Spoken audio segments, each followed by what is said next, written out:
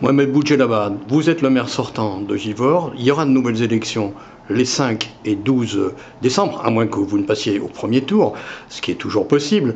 Quel va être un petit peu l'axe, le fond de la campagne que vous allez développer devant la population, en sachant que vous vous êtes déjà exprimé vis-à-vis d'elle il y a un petit peu plus d'un an? Ça va être très simple.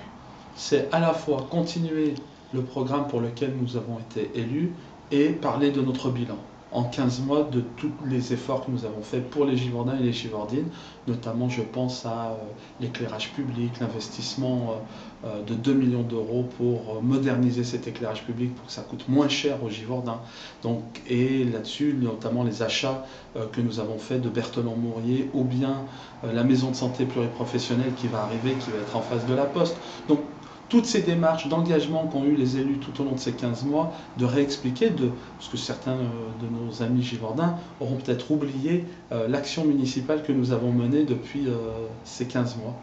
Dans votre programme précédent, il y avait la démocratie participative, l'attention au quartier, l'écologie. Ça y sera toujours présent et avec quel point un petit peu important? Toujours présent. On a lancé juste avant qu'on arrête notre mandat, notamment un budget participatif à hauteur de 100 000 euros. Donc ça commençait, simplement on n'a pas pu le faire avant, du fait du confinement, du fait du Covid. Je rappelle que nous avions une situation sanitaire des plus particulières. Je crois qu'en dehors de la Seconde Guerre mondiale, personne n'a vécu une période de cette ampleur-là. Et au niveau de l'écologie, dans cette commune qui est traversée par de nombreux axes routiers?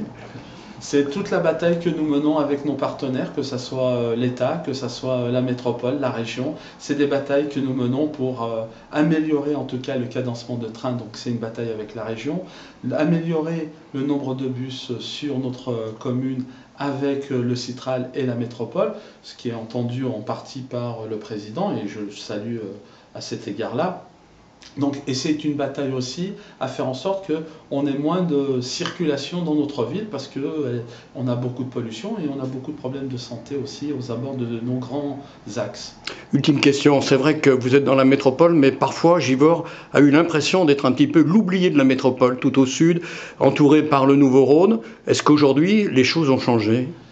Eh bien, en 15 mois, le travail qui a été fait par l'ensemble des élus, avec nos partenaires et moi-même, j'ai pas eu ce sentiment-là. J'ai plutôt eu le sentiment que nous étions soutenus notamment par le préfet de région, nous étions soutenus par le président de la métropole, même les demandes que nous avons faites auprès de la région, on a eu des financements. Donc je crois qu'il faut qu'on arrête de dire qu'on est les oubliés, parce qu'on a une attitude qui est d'aller de l'avant avec nos partenaires.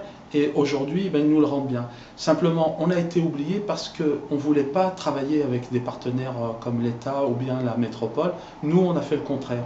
On est plutôt peut-être avant-gardiste dans la forme de travail que nous souhaitons et d'insuffler un travail partenarial avec l'ensemble de nos partenaires, que ce soit l'État, la région, la métro ou voire même l'Europe. En conclusion, vous êtes, vous et votre équipe, des élus, des responsables qui voulaient tisser des liens? C'est pas que nous voulons tisser des liens, nous avons tissé des liens, nous voulons les renforcer, nous voulons faire que Givors soit à nouveau dans la carte de France, dans la carte de la métropole.